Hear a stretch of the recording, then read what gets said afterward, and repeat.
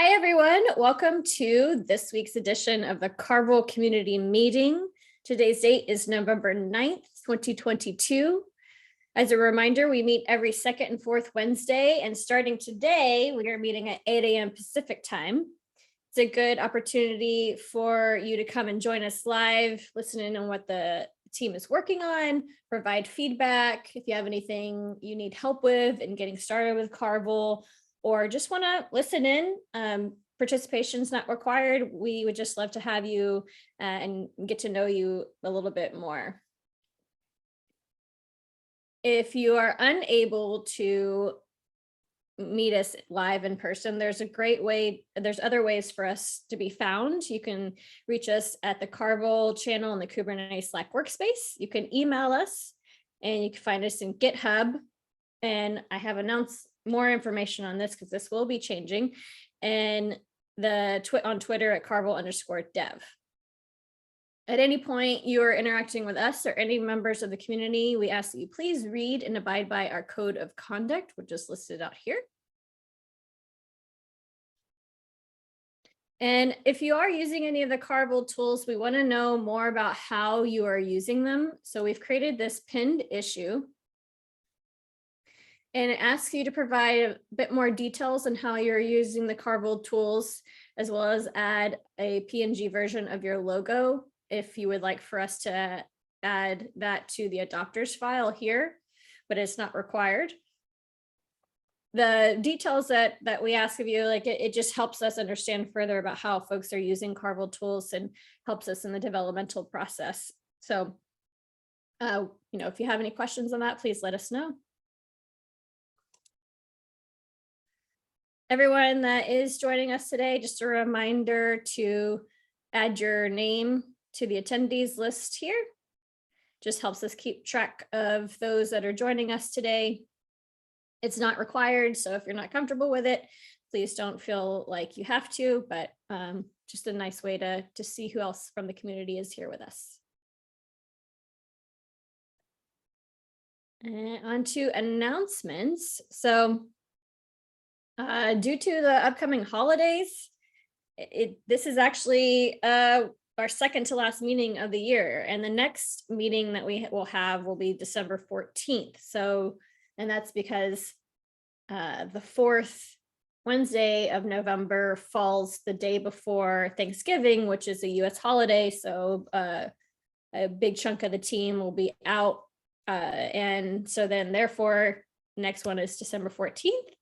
And if we were to do the fourth Wednesday of December, that falls around the other, Christmas and other holidays like that. So you won't find us again until 2023 after December 14th. The word of the day is penultimate. Penultimate. No, penultimate. This is the penultimate community meeting. The one before the last. Thank you for that, John. Penultimate. Next thing is, so just to reiterate and to keep the celebration going, we are now a CNCF sandbox project as of September 14th. And so we are working on a slew of onboarding items to get us all in there and officially migrated over to CNCF.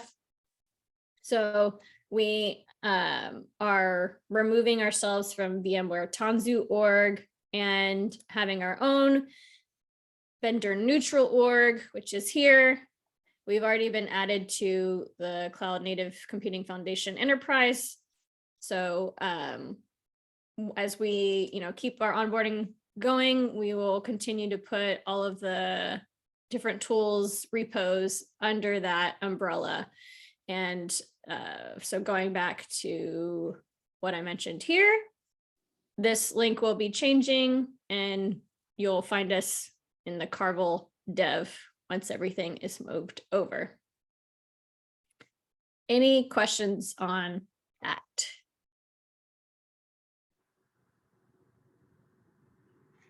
Okay, I just want to shout out to Neil Hickey on the team for helping with these onboarding items. He is the one that's been looking into making sure that as we move everything over, we don't break anything and making sure it's a smooth process as possible. So thank you, Neil.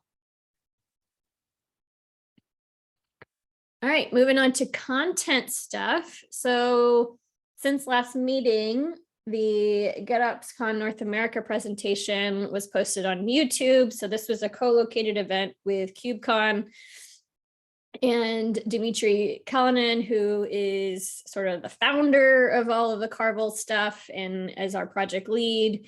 He and Rupa did this talk experimenting with Q and Carvel to enable GitOps for your applications. So be sure to check that out.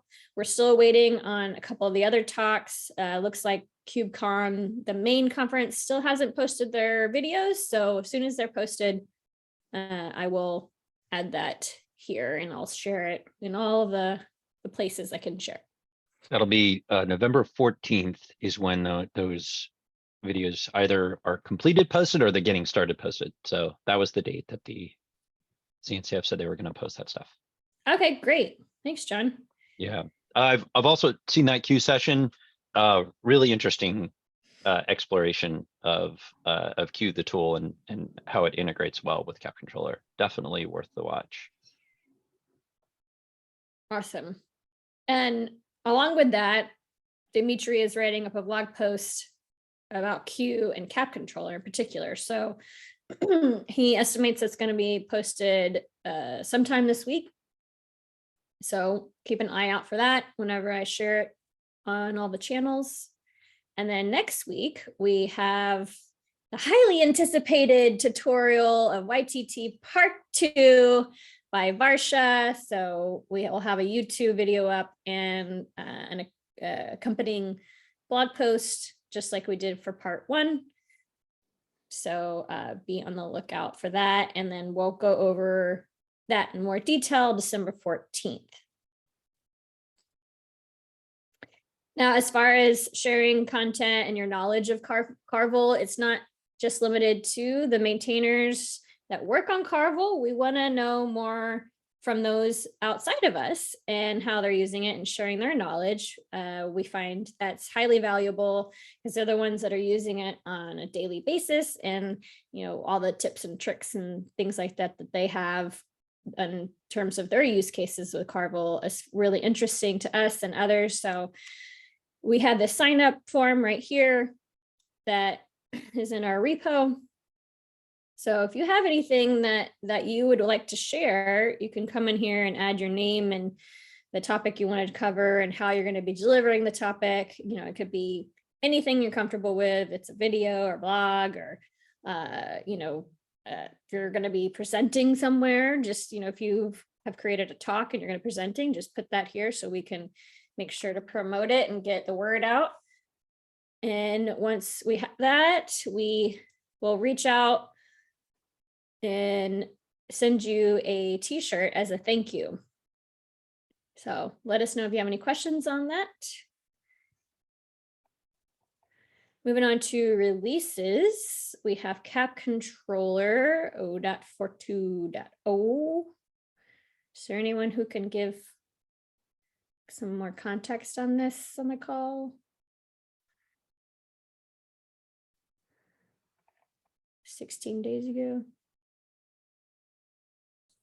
I think the majority of the new features are from the K-control side. So yeah, I just realized that.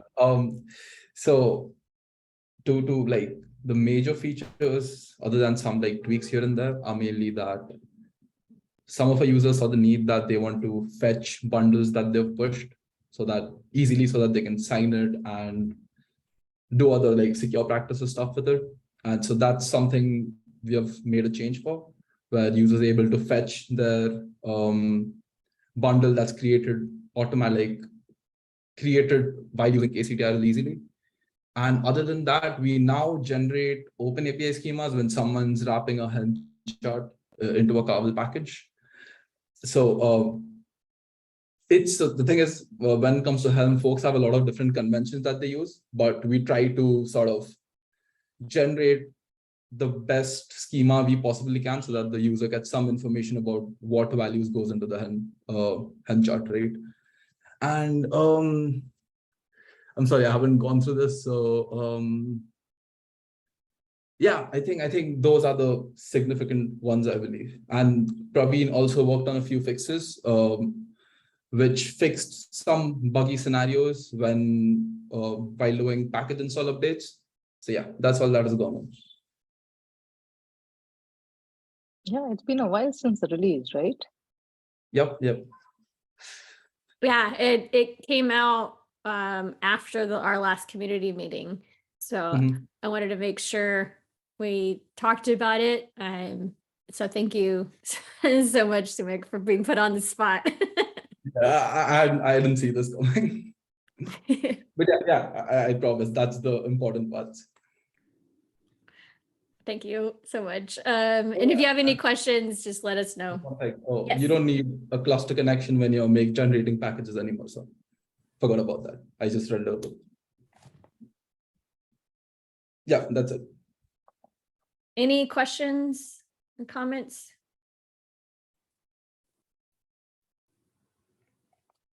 Okay. Before I move on, I saw Pete hadn't gotten one of these shirts, and I'm so ashamed of myself that I didn't send you this form before. I know that you wrote a blog post, so this is so I sent the form over, and I know Thomas as well has been very active. So please feel free to fill out that form and get all the fun things sent to you.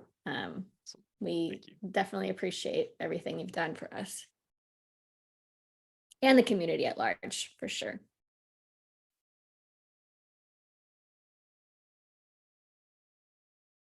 All right, moving on to vendor, which was released 23 days ago. For some reason, I don't think we talked about this. We didn't talk about this. Yeah. I don't know. I don't remember. But yeah, if we're here today to talk about Pete, right? So thank you, Pete. There's one feature here from you. So basically, like this release, it's been long awaited. People have been crying of joy for having like this new feature here. That is, you no longer need image package in your system to use Vindir. Like everybody rejoicing about that. So that's cool. That's what happened on Node 32. And the other thing that was happening was that, and this is what Pete gave us, it is like every time that Vindir was pulling the images down, it would rewrite the log file even if nothing changed. And that was causing problems to people that were using makefiles and so on. So thank you, Pete, for the fix there. And then there were 2 bugs there where we had like the first contribution from Tanushri. Thank you for that. That basically the 2 things that were there. One was that when you were trying to download an HTTP from an HTTP server from somewhere and you disable unpacking, there was like a bug internally that was not if you had like a second, like another folder that you wanted to download after that one, it would just fail because we were deleting the main folder that we used as a caching. And then there was like some more helpful error messaging. When you're trying to download a file from a GitHub release, then the file does not exist. Previously, it was just giving like a strange error. So that's basically it for 032. Yeah, and thank you everybody for their contributions. You're making these tools great. Thank you. Thank you, Joel. Any questions on that?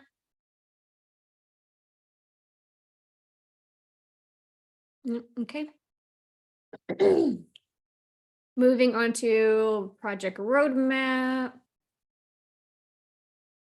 Since last updated was October 2022, so that means I don't think we've talked about any of these updates since our last meeting. Renu, are you able to give some information here? Yeah. So the ones that are titled October 2022 are actually done. The first one, definitely, we have reached that pay control third milestone where we wanted to get most of the stuff out and ready for use by everybody, including yeah, for everybody. And then we have also the second one where tab deploy will trigger a new version asset based on the predetermined build that is out. So all these things marked as October 22 are out. We are, working on, I think, the CNCF sandbox donation and what is required to do. Shall probably work with Nancy and put in a date there. Nancy, by when should we be able to finish that off? All up to you. And awaiting proposals for the rest of them.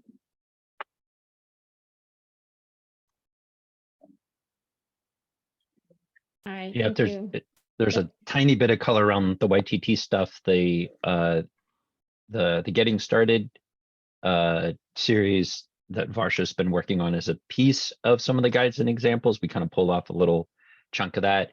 The scope of that initiative is meant to be bigger than that, but we're kind of scraping the top. We are like, we know we need this piece, and the stars lined up for just that piece. So if you see stuff that's around that initiative, it's not that we have fully taken on that chunk, but we grabbed a piece that we know we absolutely need. So that's that part.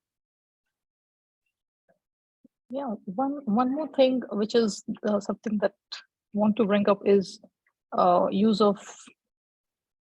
cap as Go module. And then I think it is some work that Praveen and probably Joe, you all have been discussing about having these Carvel tools as API libraries, even YTT. I think there's a request for that. It'd be good to have a discussion on these and see how do we want to take this forward.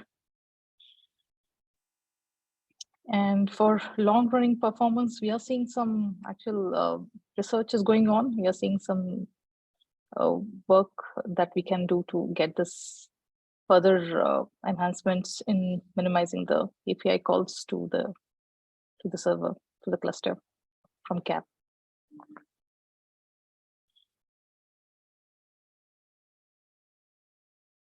Yeah, that's it for me, Nancy. All right, thank you so much. Any questions or comments regarding the roadmap? Okay. All right, moving on to what the team has been working on this week. Joao, image package. Yeah, I can take that. Yeah, so we delivered the next step of the describe command. So one of the major issues that people are having, not the major issue that people are having, but one of the major issues that people are having with describe was that if, for example, it failed to get one particular image, it would fail. So and it would not print anything. So this was causing problems, especially when you were talking to registries like Arbor, that sometimes if things do not exist in their registry, instead of giving back a 404, they give you a 401. Right. So now image package is a little bit more resilient, and it will get you all the information that it can, and the information that it can't, it also provides you information telling you that, oh, I couldn't get this particular image because 401, right? So that's the piece of work that has been happening on package.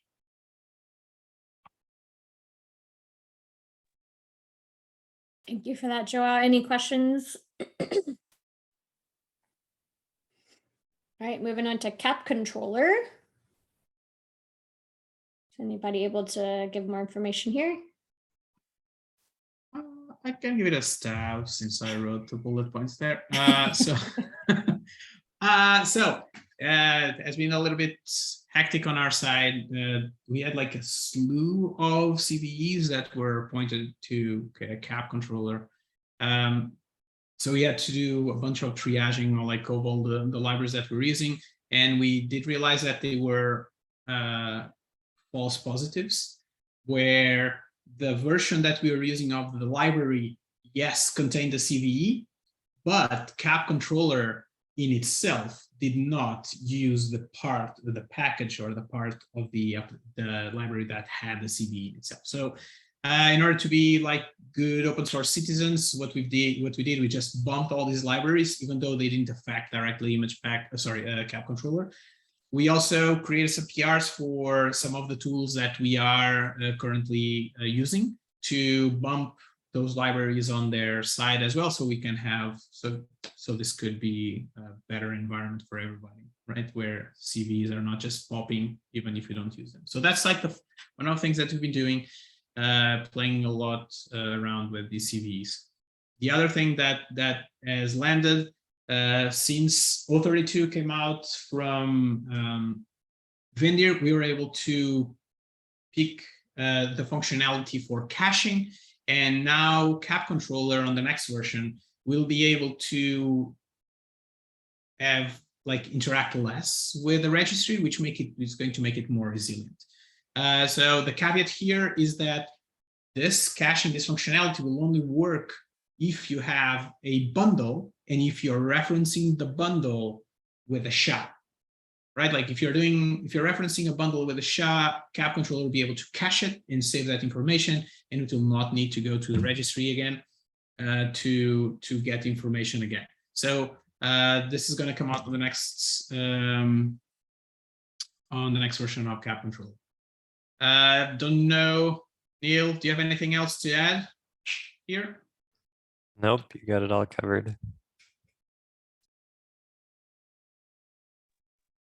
All good, Nancy, back to you.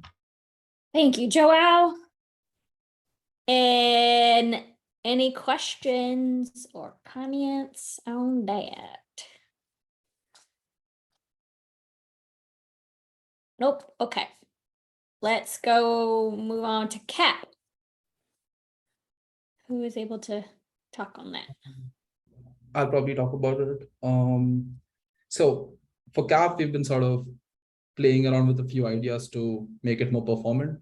And that's what Renu mentioned in the roadmap as well. And so to be more specific, what we've been playing around with this week is how we can tweak parameters we pass to Cap for different packaging scenarios. For example, we found that some weight intervals are better when, let's say, you're trying to reconcile five packages, and another works better when you reconcile, let's say, 10 or 15 packages, right? So we just want to figure out these numbers and maybe change up some defaults or have like a recommended number in mind for folks when they run into these scenarios, right? So yeah, I think that's all. And a lot of work did go in last month, but I guess we'll talk about that when we do the next release. Great, thanks. Kid control. That's me again. So we have mainly been working on this week to figure out how we let users use the def command without requiring to create service accounts on the cluster. So today the behavior that a service account is required is in place because that's how the kapp-controller reconciler works, and we basically use the same logic to reconcile packages or AppCs locally. So what we want to change up is a lot of users have said, I don't want to create service account right off the bat, and we want to let them have a flag where they can say, okay, just use my kube-config instead to deploy stuff. So that's what we've been working on. And the other two items are like something we've been doing some figuring out around. A common request is, while using the def command, I want to be able to pass my values easily.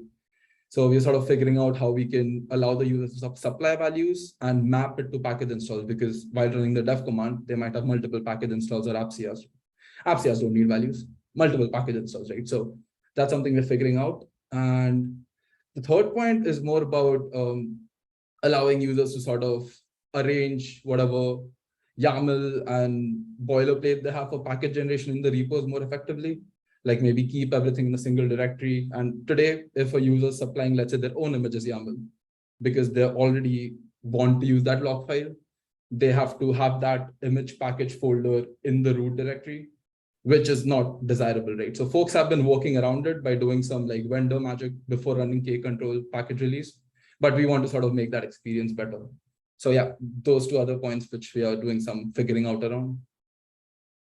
Yeah, I think that's it. Thanks, Sumik. Any questions, comments on these?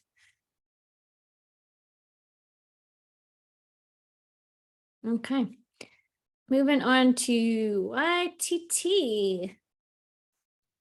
Yeah, there's a bit of a backlog of stuff that's kind of piled up behind the work that we were doing around schema validations. And this is sort of the first item that's coming through after that. So it's a dated request looking for when you're integrating with YTT as a Go module. Today, there's no way to, once you make the call to run, that you can't get control back of that Go routine. Like if there's something that happens in there that's running too long, there's not much you can do if you're running it in process. So so wanting to be able to like pass in a context and be able to cancel on that context, it's totally reasonable. This requires some upstream work, and that meant looking into the 100 or so upstream commits to see how much of that stuff could we actually pull in the next release. There are a couple of breaking changes that were in there upstream. So there are a few things that we can cherry pick out and pull forward as a part of that work of updating that. And once that's in place, then this will flow through here where we'll be able to accept a context and all the places where we're executing templating, make sure that we can cancel that stuff in flight. So this is ongoing. Thank you, John. Any questions on that stuff?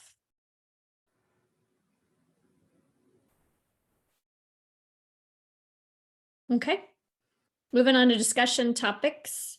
If anybody on the call does have anything they wish to discuss, just a reminder, you can put that here in the discussion topics and we'll get to it. The first item on here was actually something we were hoping to discuss with the HashiCorp team. But unfortunately, I just got a notice that they are unable to make it, but they do want to set up a meeting with some of the maintainers to discuss further about this issue. So just to give you some context, they were talking about how the provider doesn't work on Windows. And so we just wanted to get some more details here for this particular item. And John, I know is actively looking into it. Yeah, I mean, the essence of it is that we've done stuff in the provider that makes it not OS independent. Specifically, we write logs out to disk. And the good news is we actually concentrated all that work. So there's an interface where we do all of our logging through. And there's a really nice API that just does all of the plumbing for you. So this seems very feasible to address, but it's a matter of prioritizing, getting that in. But left some context here in case someone else beats us to it, but we'll definitely try and be as responsive as we can to that. And yeah, we're looking forward to understanding like a little bit more deeper context there. But this was great advice about how to write a OS independent provider. Maybe I'll change the title of that since that's actually the direction we'll probably take this issue, is make it OS independent. Great. Thank you so much, John, for looking into this and providing more context there. Okay, so the next item is something that we really want to get more feedback from the community at large on. Just similar to, I'll use, I think Joao had this analogy yesterday. When you're moving and you're packing up stuff and you're moving into a new house, you start looking through stuff. You're like, why do I need this? Do I even use it? And you know, it's like a good way to shed stuff that you no longer need and start fresh on using the stuff that you still need and use. So as we're moving all of our Carvel stuff to the vendor neutral GitHub org, we're looking through some of the tools and different repos that are attached to Carvel, but we don't necessarily pay attention to, or we're not sure if anyone even uses them, things like that. So we're curious to know from the community at large if you are using them, should, you know, what are the ones, like, if there's any that we should sunset or deprecate. So one of the ones I think that came up yesterday was KWT. If I can pull it up for a moment.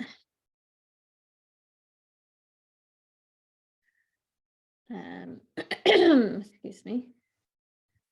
So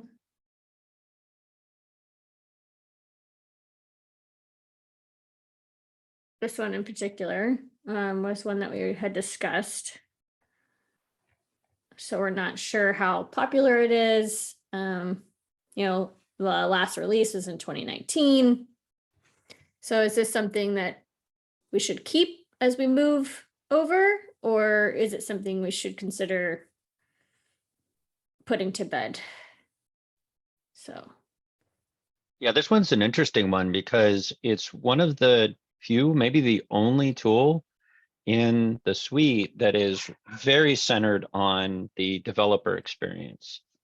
So this is about being able to basically kind of create a workspace type feel with interacting with a cluster and being able to do things like easily, yeah, I think it was the first one too, Samik. Yeah, nearly positive you're right. So that's interesting. That's an interesting bit in and of itself.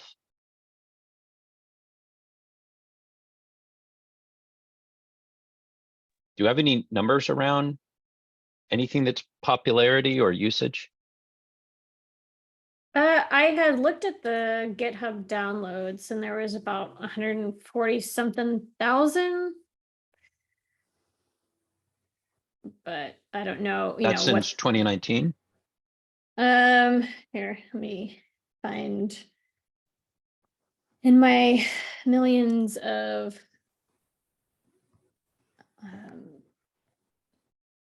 about to sneeze. Different type. Thank you. Yeah,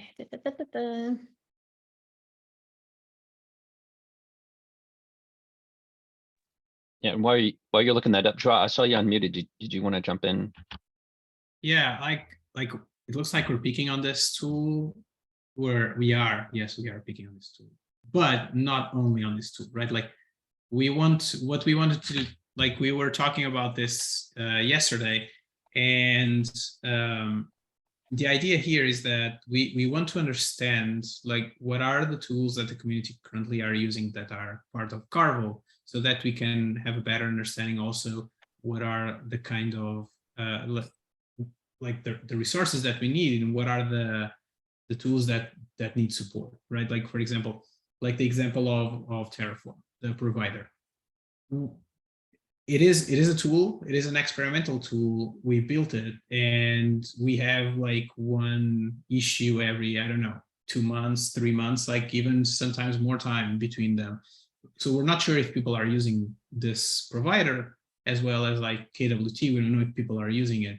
And it doesn't cost us anything to have them there, but at the same time, because they are there, we're telling people that, yes, this is something that you can use and that we will support.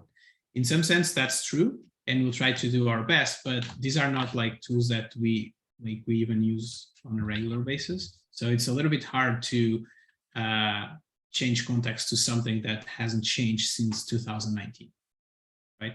So what we would appreciate from the community is to let us know we're gonna delete KWT, and we want to know, can we? But so if you have anything, any tool, or are using any library in here that we labeled as experimental, please reach out to us if you can, to let us know. If it's something that you're interested on, so that we can that we know that people are using. It's more for us to know if people are using. Yeah, I know with the Terraform provider, there's a couple of, there's a handful of folks that have made some noise around there. Hey, Scott, you had opened up an issue last year. I'm wondering, have you moved away? Are you still using this provider yourself?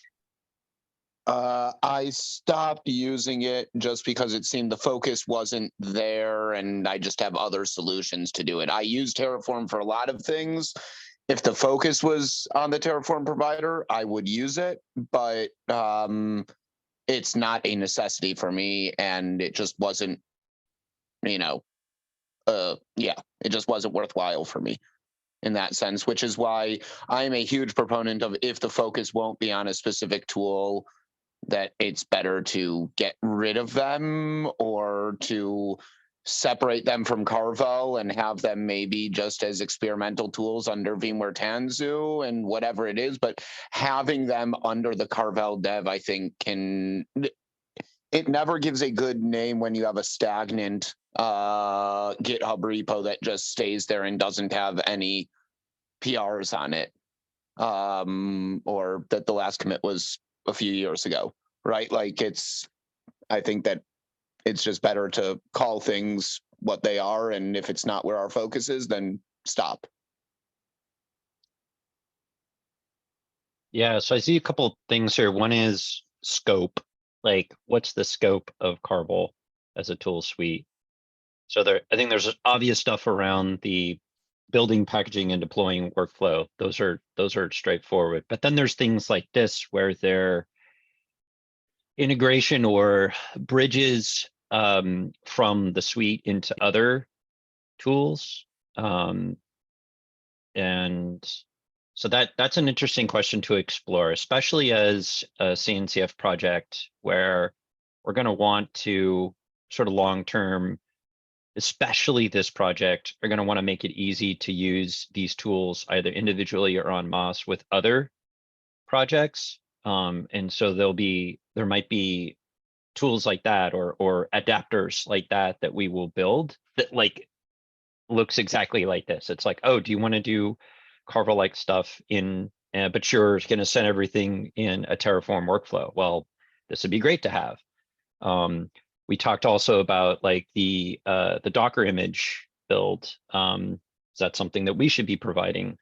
So yeah, I think part of that is us getting clear about what do we want to commit to, especially in the context of CNCF, in terms of the so there's an inner circle of like commitment and like what we're doing, and then there's another range that are that I'm not saying we're doing, but we should consider, like, let's get clear about how much are we going to try and adapt to other tooling. And if the answer to that is no, that's something that we're hoping the community will provide, and we're going to just stay focused on the core, then this would be out just purely on scope. I know that Bronson would have an opinion about it too. Yeah, sorry, what's that, Scott? No, I'm a huge supporter of like having an Argo CD YTTRK build plugin that's not, just a example from a blog post that works really well still today, but like that was maintained by the Carvel team, or for Flux, or for, the integration tools of what we're seeing being utilized in the field today, right? Terraform is one of those. The difficulty with the Terraform from my perspective was there was always the necessity of you having all of the binaries locally as well. And the difficulty with that is that then Terraform Cloud, Terraform Enterprise, the Flux Terraform controller, and most people are doing Terraform through a GitOps model today, and then that just doesn't work there because you have to start creating custom runners with those binaries in them, and it becomes a mess, right? So I think it's better to have less of those integrations. And when we build them, hopefully there's a lot down the road. But as we have them, making sure that we're, that they're where they should be, have fewer of them, but, more maintained and more aligned with where it makes sense. I'm not sure Terraform is one of those. Yeah, like As a much deeper as I love integration. Terraform.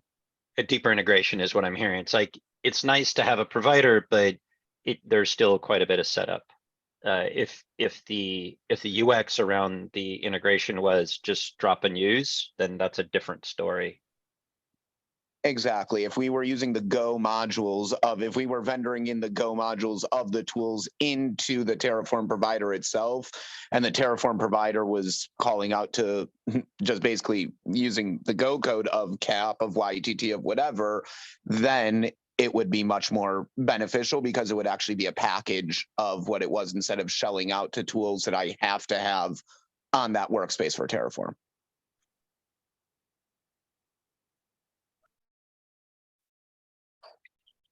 One question I had here was, were all the tools under Carvel donated to CNCF, or were there specific tools?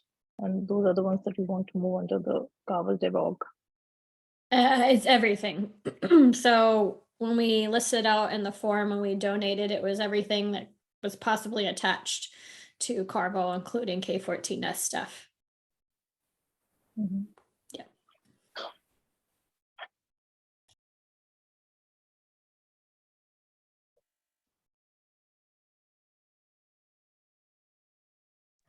Any other questions or comments on that?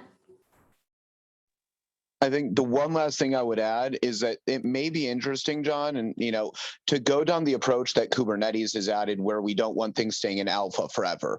Kubernetes had the issue of alpha and beta APIs staying around for 1 million years and never changing.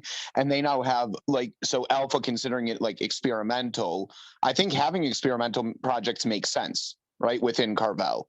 But we should have a policy of what does it mean when something is experimental? Is there an estimated time until something either gets dropped or goes to GA? And I think that having that, aligning with Kubernetes as the lead project basically in the CNCF, I think would be a good pattern possibly to look at for how we look at the future at those adapters at these different tools as well, KWT or the Terraform provider. Yeah, putting Just in as a a thought. forcing function on maturing it, or like making it crisper by dropping making it. a decision. Yeah. Yeah.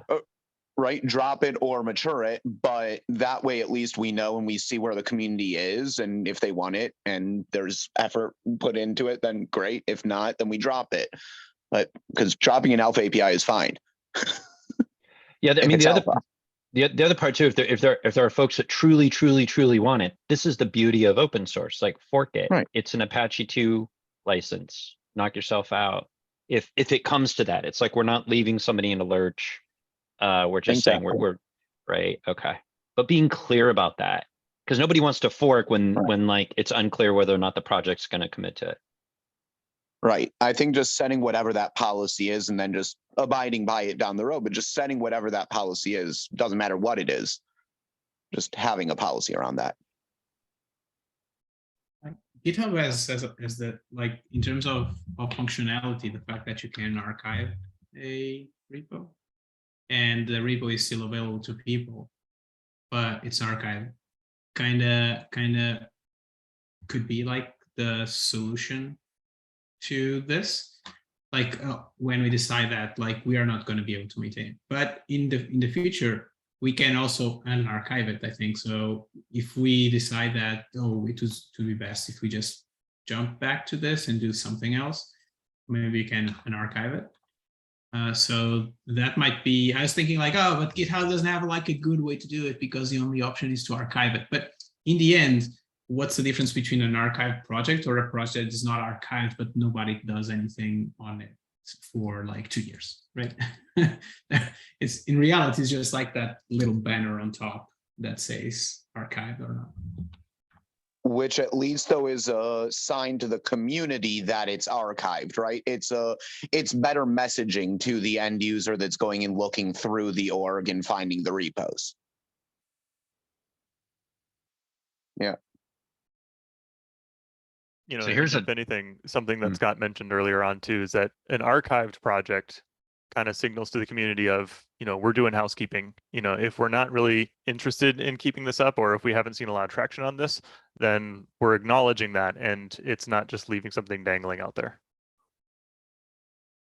which kind of contributes to the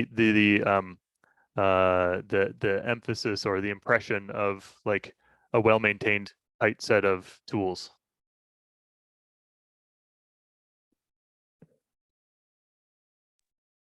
Yeah.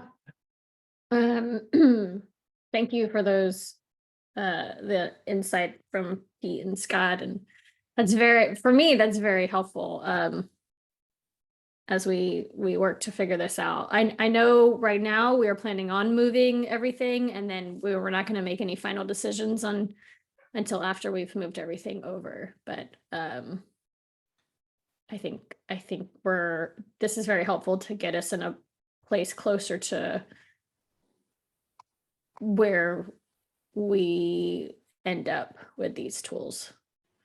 I mean, that's me speaking for me. I don't know how others feel.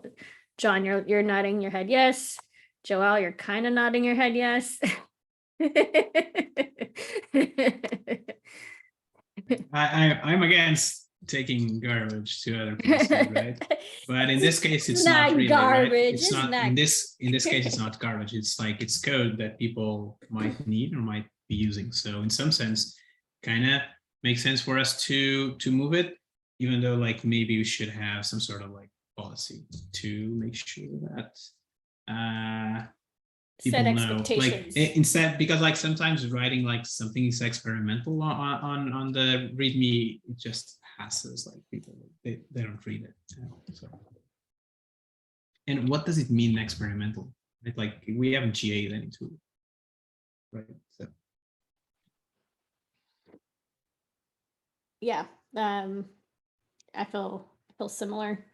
As long as we set expectations and obligations, et cetera. I do want to share Pete's comment because I love it. One question was KWT pronounced cute? If so, it makes me feel worse about deprecating it. I deprecate something that's cute. I think we need to make it a goal to get Dimitri to come on here and pronounce it that way one time before we get to see that. There's probably an overlap between the people who would pronounce that cute and the people who pronounce it cube cuddle. And then the other group, the KWTers, are the ones who would say cube control or something like that. Yes. I am a cube cuddle, so I will definitely say Carvel cute. I've always just called it quit. Oh, that's a good one too. Quit. Just quit while we're ahead. Exactly.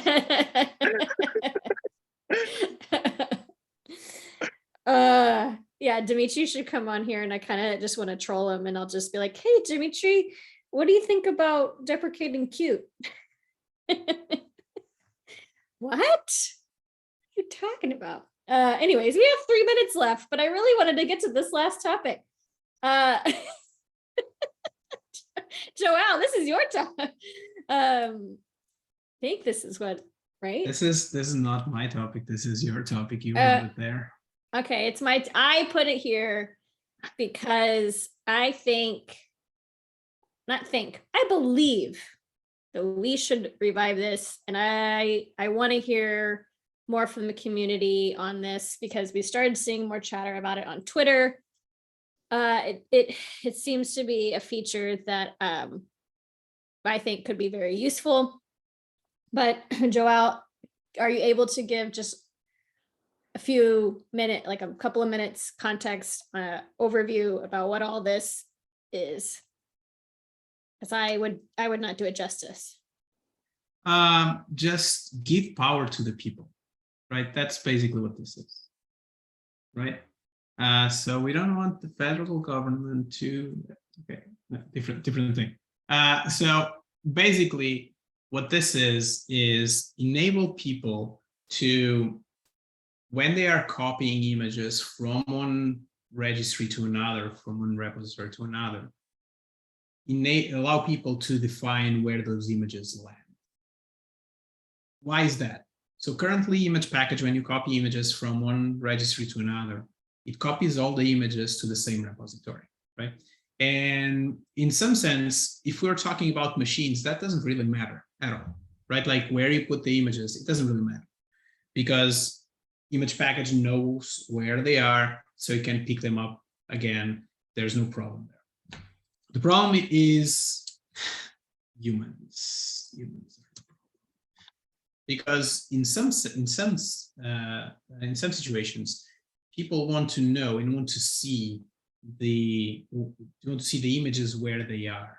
And for example, like if they have a controller and that's a controller for some sort of for application one, they want to have an image that is in a repository called application one called control, right? So what this proposal is trying to achieve is to enable people to define where they want the images to be copied to. This has a bunch of problems associated, like permissions. Image package will lose the ability to track where all the images are, and so on. And these are like very, in some cases, complicated problems that are addressed in this proposal. So this is basically it, and I think I used more than my allotted 2 minutes. I hope this is like a good first step for people to understand what this is about. Reclaiming my time. Thank you, Joao, for that. Yeah, we are at time. I wish we could discuss this further. Scott, Pete, Thomas, I really would love to hear from y'all. So if you could look this over. I'll also read Scott. Yes. I really would love this. Yeah. I think I brought it up a few times a while back. It's something that we hear from our end users and customers on a consistent basis because they aren't machines. And it usually comes from their security team that when they do CVE checks on things, they want to actually know what that CV is on. I know that there's the tagging that's gotten better and like some of the things can move to a tag. And so there are ways to kind of make it better, but this would just be huge and would also solve in another way, Joel, the issue that we were dealing with image package framework, because you could use image package to relocate everything. But yeah.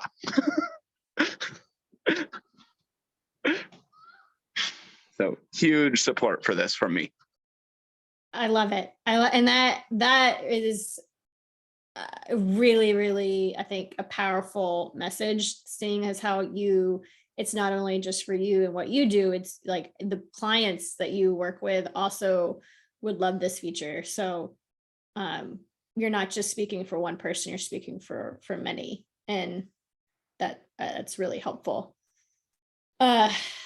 Okay, that makes me feel good. And hopefully we'll get this in development. I don't want to make any promises, but I'm going to do my best because that's what I'm here for. I am the community manager. Yes, Joao. First, we need to accept this proposal. So we need to allocate somebody to read through it 1.5 years later and go through it and see if there's anything that needs to be tweaked. Yes. Oh, yes. I'm just saying, I'm hoping that we will get the wheels moving again on this. Okay. And with that,